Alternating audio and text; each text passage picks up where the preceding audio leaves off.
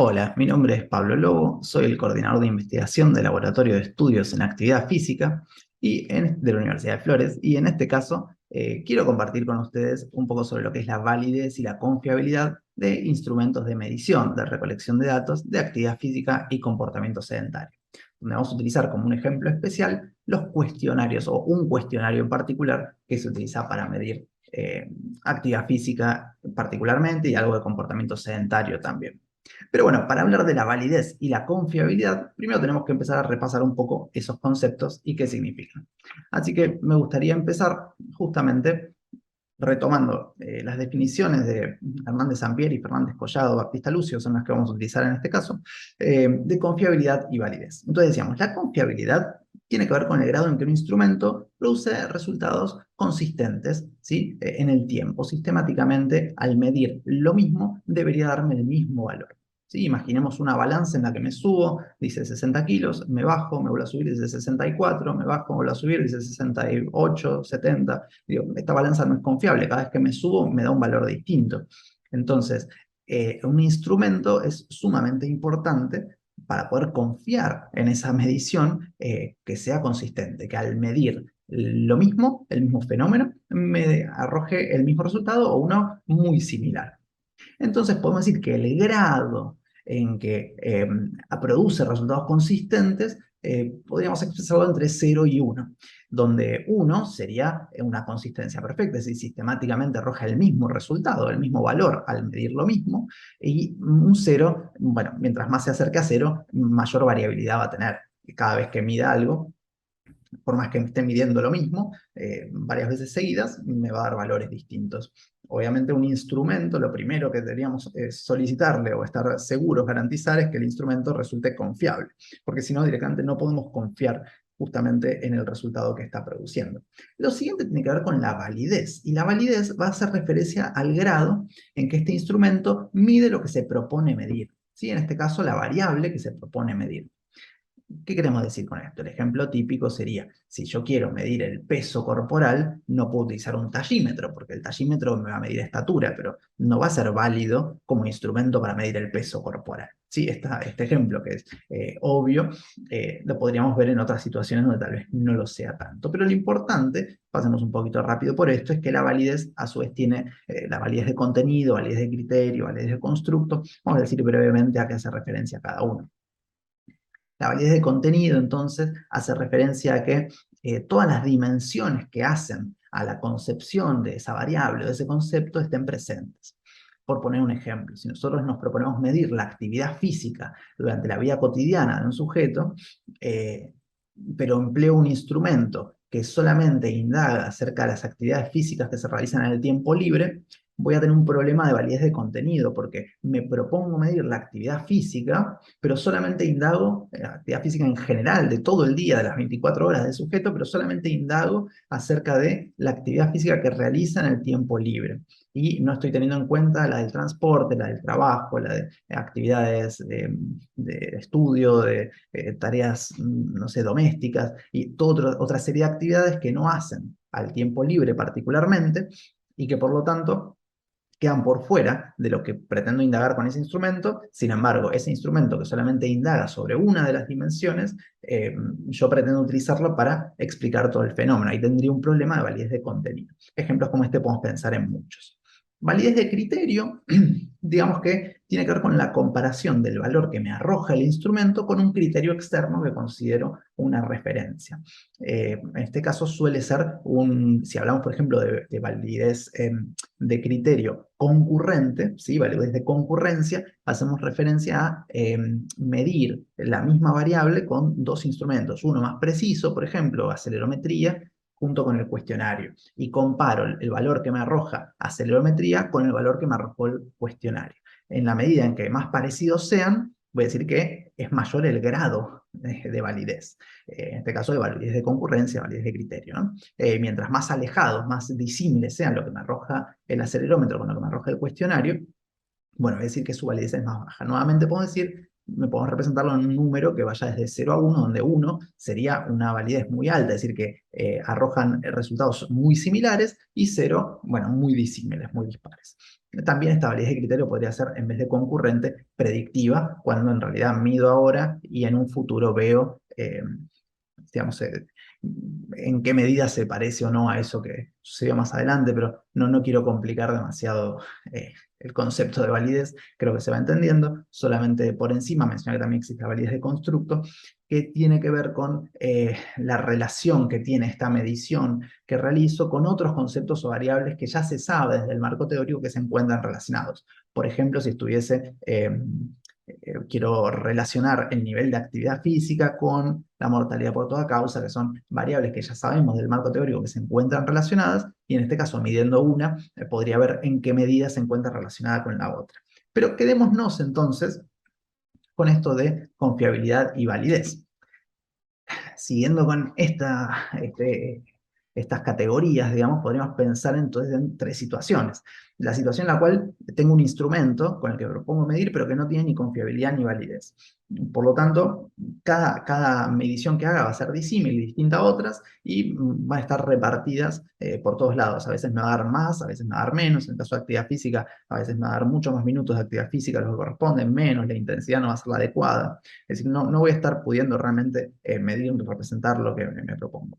En otro escenario sería utilizar un instrumento que es confiable, es decir, que sistemáticamente arroja resultados consistentes, pero bueno, estos resultados consistentes no miden exactamente lo que deberían medir, ¿no? Siempre da el mismo valor, no sé, utilizo un cuestionario, siempre me da la misma respuesta, pero esa respuesta en realidad no se condice con lo que realmente sucede.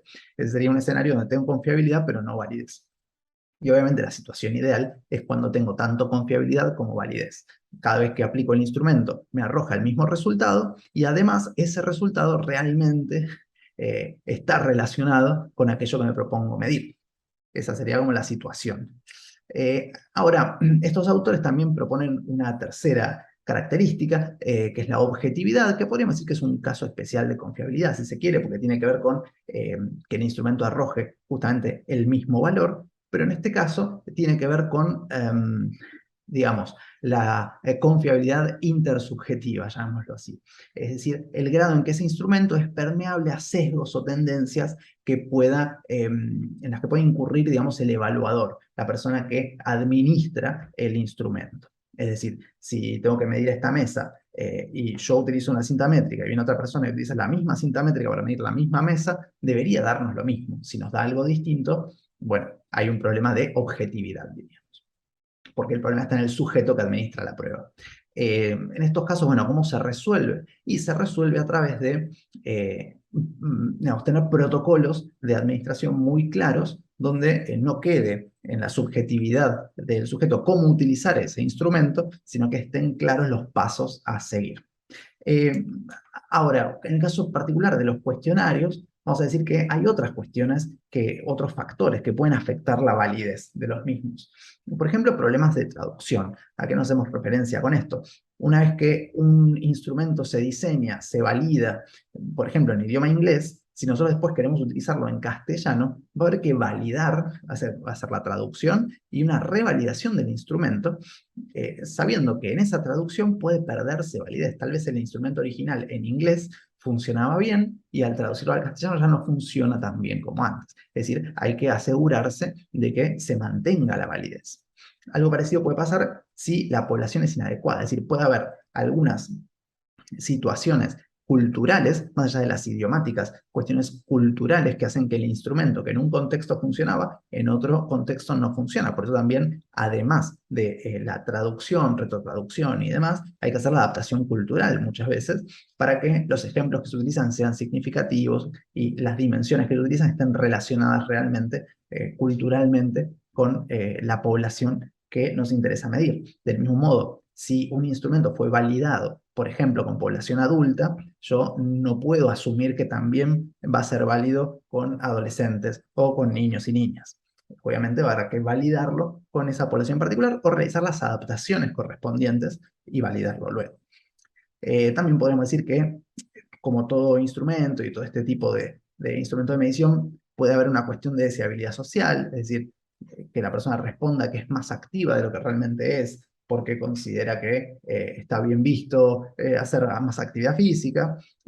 Bueno, todo este tipo de cuestiones se supone que deberían estar estandarizadas en la manera de comunicar y en la manera de administrar el instrumento de medición. Y otras cuestiones que tienen que ver con la estandarización del contexto en que se realiza también, justamente para evitar problemas en la medición. Ahora, vamos a ver puntualmente, como ejemplo, para cerrar y ver estos contenidos en ejecución, un instrumento de medición, un cuestionario que se conoce como PPAQ, es decir, un cuestionario de actividad física durante el embarazo. Y es un cuestionario que se desarrolló específicamente para población de mujeres embarazadas, para medir actividades, es decir, consiste en un listado de actividades que usualmente estas mujeres embarazadas realizan durante su embarazo. Y se le asigna a cada una de ellas intensidades distintas, y por tanto, al preguntarle con qué frecuencia se realizan, bueno, se puede tener una idea entonces de cómo se organiza su semana con respecto a lo que es actividad física, comportamiento sedentario y actividad física en distintas intensidades. Entonces decíamos, a la hora de utilizar un instrumento, en este caso un cuestionario, nosotros vamos a ir a buscar cuál es la confiabilidad y la validez de dicho instrumento. Eso nos va a importar muchísimo. Bueno, entonces, lo primero que vamos a buscar es en el artículo de validación, es decir, en el artículo donde se diseña y se presenta este instrumento, este cuestionario. Una de las primeras cosas que se reportan es la confiabilidad. En este caso, utilizando el Intra-Class Correlation Coefficient. Bueno, lo que podemos ver es que para la actividad total tendría una confiabilidad de 0,78. Dijimos, mientras más cercano a 1, mayor confiabilidad. Es decir, estamos cerca de 0,8, podemos considerar que el instrumento es suficientemente confiable. Es decir, si yo administro el mismo cuestionario 2, 3 veces seguidas, con unos días de diferencia, unas semanas de diferencia, a la misma mujer embarazada, me va a responder aproximadamente lo mismo, es decir, con un grado de confiabilidad bastante alto, consistencia en las respuestas y en los cálculos que se realizan. Pero dijimos, además de la confiabilidad y luego de la confiabilidad, lo fundamental iba a ser la validez, es decir, en qué grado este instrumento realmente mide lo que se propone medir. Bueno, en este caso se suele comparar cuestionarios con acelerometría, ¿sí? Que es una forma objetiva de medición de la actividad física. Bueno, es un poco técnico cómo utilizan los puntos de corte, en este caso del Actigraph, que es un modelo de acelerómetro, pero miremos la columna que dice Hendelman, vemos que la actividad total, es decir, mayor o igual a leve o intensidad leve, tiene una validez de 0,43. No es particularmente alto, pero para los cuestionarios es normal que la validez no sea demasiado alta, porque bueno, los cuestionarios tienen otras ventajas, no, justamente su fortaleza no es ser sumamente válidos, sino ser muy económicos y permitir cubrir grandes poblaciones con bajos costos. Esa es una ventaja. Pero un 0,43, digamos, es una validez aceptable o común para un cuestionario. Ahora, esto es cuando se diseñó el instrumento en idioma inglés. Y dijimos, para poder utilizarlo en castellano, debemos hacer una traducción, retrotraducción, una adaptación cultural y, por ende, una revalidación del instrumento. Bien, esto se realizó. Y entonces, cuando miramos el PPAQ en su versión en español, bueno, cuando vamos a ver la confiabilidad, nuevamente nos encontramos el Intra-Class Correlation, el coefficient, nos da un 0,9, 0,90, realmente muy alto. Y decimos, bueno, qué buena noticia, es un cuestionario muy confiable. Es más, resulta hasta un poco más confiable, es decir, más consistente en los resultados que arroja que el original en idioma inglés. Ahora vamos a ver el tema de la validez. Y cuando vamos a la validez, nos encontramos con que es de 0,13. Y acá es donde empiezan los problemas. Entonces, si comparamos este cuestionario, el valor que arroja este cuestionario con lo que arroja el acelerómetro que utilizaron estas personas, en este caso una muestra de 208 mujeres embarazadas, vemos que en la mayoría de los casos no dio similar. en algunos casos reportaban poco y hacían mucho, en otros casos reportaban mucho y hacían poco, y no hay como un error sistemático ni proporcional que pueda visualizarse, sino que es realmente una variabilidad muy grande. Esto nos indica que por más que el cuestionario arroje siempre la misma respuesta, esta respuesta puede no estar para nada cerca de lo que realmente del fenómeno que se propone medir. Me arroja un resultado consistentemente, pero que no tiene mucho que ver con la variable, digamos, el concepto que se propone indagar o recopilar información sobre. Esto resulta problemático para el instrumento y por lo tanto tendremos que optar por no utilizarlo, generar tal vez otra traducción y intentar revalidarlo para ver si conseguimos una validez por lo menos similar a la del instrumento original en idioma inglés. Bueno, realmente espero que esto haya servido como un ejemplo de cómo se trabaja la confiabilidad y la validez en los instrumentos, en los cuestionarios, que desde el laboratorio utilizamos para hacer investigación y donde también, por ejemplo, estamos realizando una traducción, estamos en proceso de traducción, retrotraducción y adaptación cultural para posterior validación en población local argentina de mujeres embarazadas. Bueno, para seguir en contacto con todo lo que realiza el Laboratorio de Estudios en Actividad Física de la Universidad de Flores, pueden seguirnos por las redes, en nuestro sitio web o enviarnos un correo si quieren ponerse en contacto con nosotros. Muchísimas gracias por su atención y seguimos en contacto.